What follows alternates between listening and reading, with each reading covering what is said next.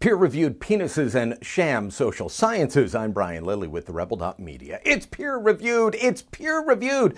This is what we're told. This is what we're yelled at when we're presented with claims that, well, we might say are questionably, scientifically, and, well, then we question them.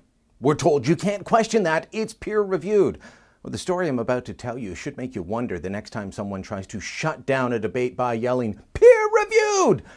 Two academics fed up with the garbage being presented as academic thought in gender studies programs simultaneously showed what a sham that field of study has become and how bad the peer review process is.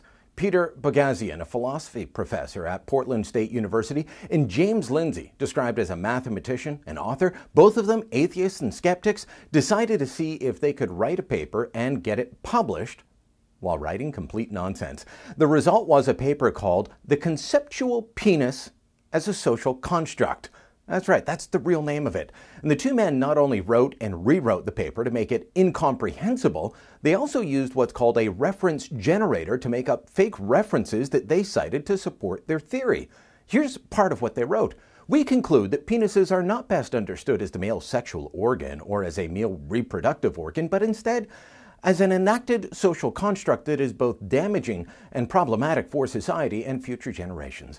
The conceptual penis presents significant problems for gender identity and reproductive identity within social and family dynamics, is exclusionary to disenfranchised communities based upon gender or reproductive identity, is an enduring source of abuse for women and other gender marginalized groups and individuals, is the universal performative source of rape, and is the conceptual driver behind much of climate change. That's right, penises cause climate change. Believe it or not, that was part of the conclusion of the paper, which was peer-reviewed by not one, but two different journals and then published in the journal Cogent Social Sciences.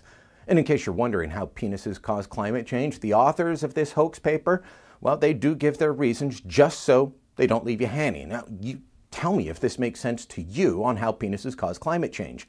Destructive, unsustainable, hegemonically male approaches to pressing environmental policy and action are the predictable result of a raping of nature by a male-dominated mindset. The mindset is best captured by recognizing the role of the conceptual penis holds over masculine psychology when it is applied to our natural environment, especially virgin environments that can be cheaply despoiled for their material resources and left dilapidated and diminished when our patriarchal approaches to economic gain have stolen their inherent worth. The extrapolation of the rape culture inherent in the conceptual penis becomes clear. So, clear as mud? Did you understand a single word of that? No? Well, that's the point. Boghossian and Lindsay are highlighting how ridiculous both gender studies and the peer review process currently are. Critics of the pair, they claim that they've done no such thing. They point out that this paper was published in what's called a pay-to-publish journal. That's right, you can pay to get your paper published in a so-called peer-reviewed journal. But both Boghossian and Lindsay say they didn't pay a cent to be published, and they won't. And of course, Cogent Social Sciences has now taken the paper down. They're a little embarrassed, wouldn't you say? The whole thing has thankfully been archived online, though, so that you can read the whole thing just to see how ridiculous it all is. But their journals and others like them, well, they continue to operate, and the authors published in those types of journals get to claim they're peer-reviewed. I've ripped apart papers published by key journals before. I'll do it again, and I don't mean the hoax papers. The conceptual penis as a social construct shows what a sham the peer review process is, and in my view, casts a doubt not only on these pay-to-publish journals, but the whole thing. Academia has become a caricature of itself. The journals have become, well, they've just been exposed as an industry. So the next time you're fed a load of crap that comes with the peer-reviewed tagline saying you can't question it, just remember they tried to label the penis a social construct. That should shut down the other side's argument quickly.